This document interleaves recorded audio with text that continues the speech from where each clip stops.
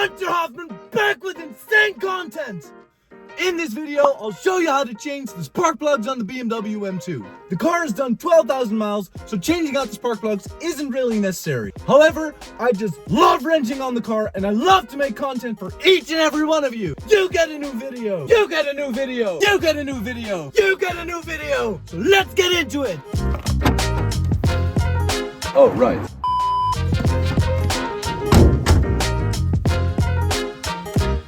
Alright, so obviously we start out under the hood. First we're going to remove the engine cover and put it in a safe spot. The engine cover simply pops off.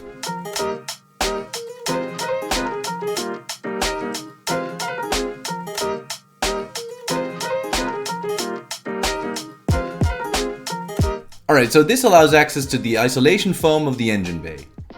It's quite tricky to get this bit of foam out as there are a lot of grommets holding it down. I'll show you in a bit what I mean. Just be careful to not rip or tear this.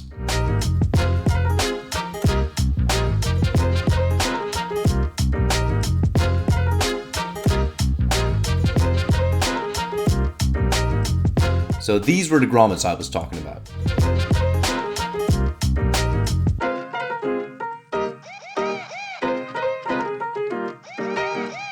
Alright, so now we're going to remove these black panels.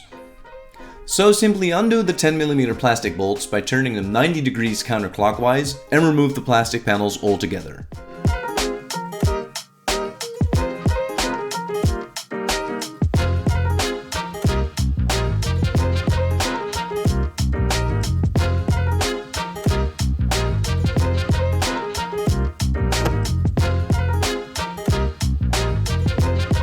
Alright, so here I'm covering up the positive terminal of the battery as I don't want to get zapped when undoing one of the bolts with my ratchet. Alright, so then we pop out these two plastic panels, simply put a flat screwdriver in there and just pop them out.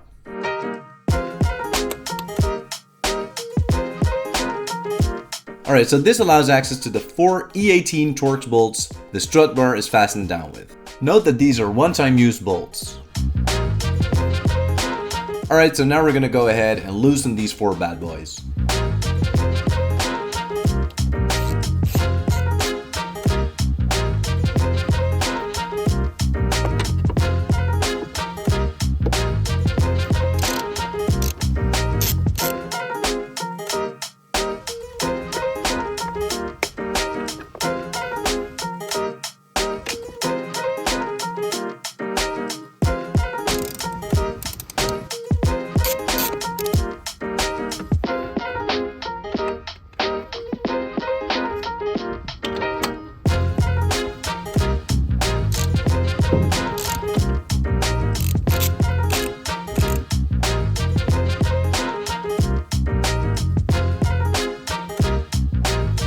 Alright, so once undone, simply pop out the strut bar.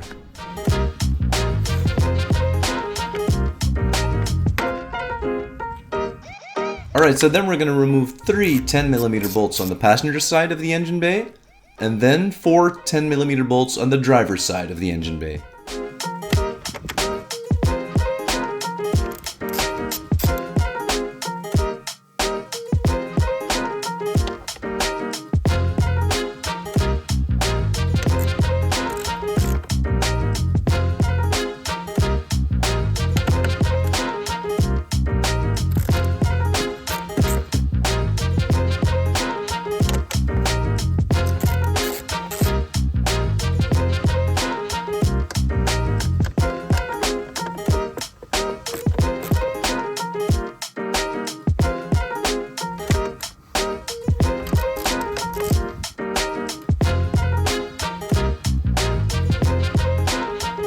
Alright, so before removing the weather strip of the engine bay, remove the cable running through it.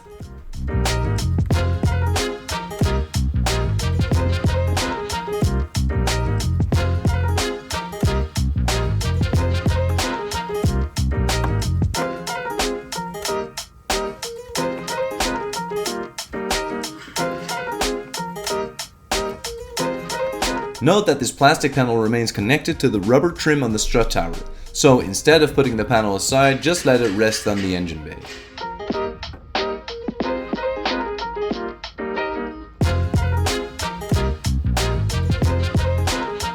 Alright, so now we have access to 5 of the 6 coils.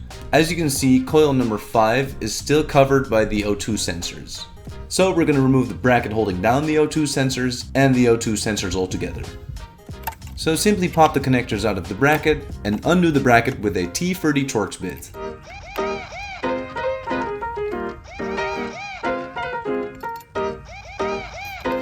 Alright, and now we have access to all the coils. So let's start out with coil number 1. So simply pull the lever of the coil back and undo the connector. I then used a ratchet extension to pull the coil out.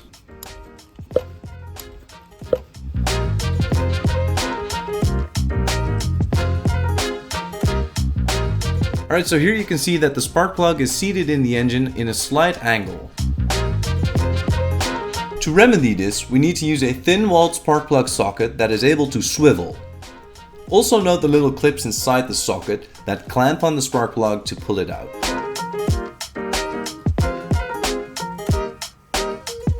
Obviously we're going to need an extension, a rather large one. Slide the socket down the shaft and feel it latch on the spark plug. I was a bit slow as it was my first time here. So once it latches, simply undo the spark plug by turning it counterclockwise, obviously. Righty-tighty, lefty-loosey, right?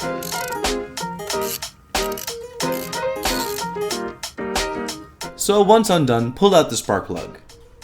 Again, it was my first time, so I was a bit slow and careful. So there we have it. Our first spark plug is out. So here's a quick comparison against the new one. It's noticeable that the new one was made in Russia and the original one in Germany.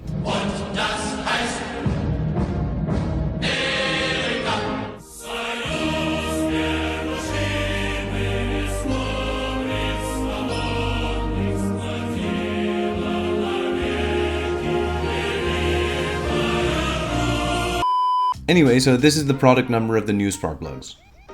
So with this feeler gauge, I checked the gap of the spark plugs, and interestingly enough, all of them were gapped at 0.7 millimeters, whereas the box said they were pre-gapped at 0.8 millimeters.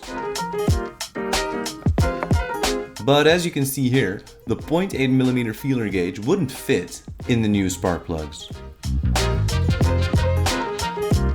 So before installing all the spark plugs, I made sure every gap of every spark plug was indeed 0.7 millimeters. And there we have it, 6 correctly gapped spark plugs. Let's install them on the car. Alright, so get your new spark plug, put it in the socket, and make sure the clips click on the spark plug so it doesn't fall out. So then click on your ratchet extension and carefully thread it in the cylinder head. Also doing this was my first time, so that's why I was a bit slow and careful.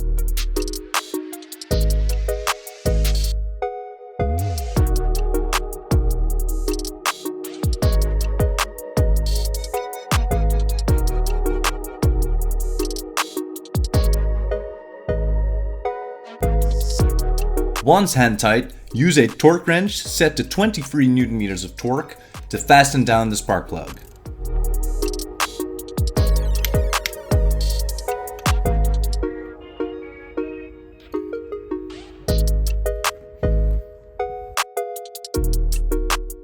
Alright, so then we're going to put the coil back in. Be aware of the black protruding piece of the coil that it lines up between these two notches. Once pushed in and lined up, simply put the connector back in its place.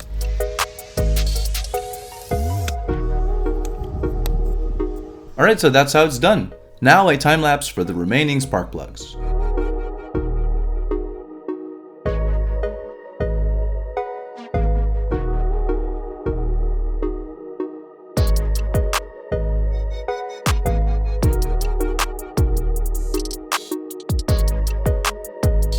Alright, so that's the spark plugs installed. Now it's time to put everything back together again.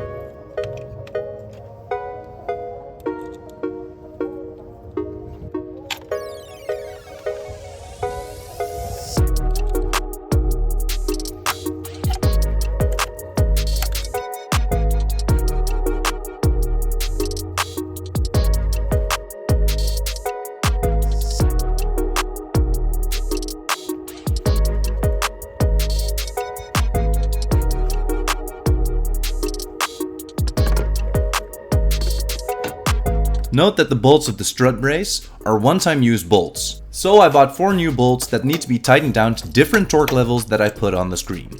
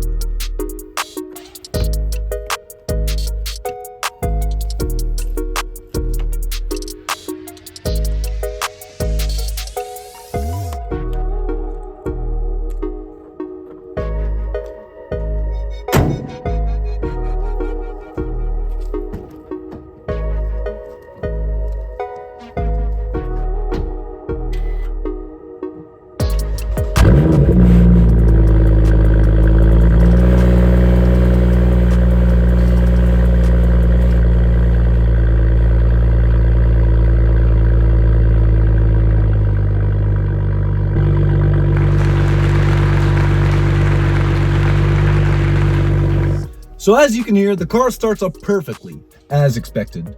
After driving a bit, I can conclude that the engine runs perfectly. So I went ahead and updated the service history of the car.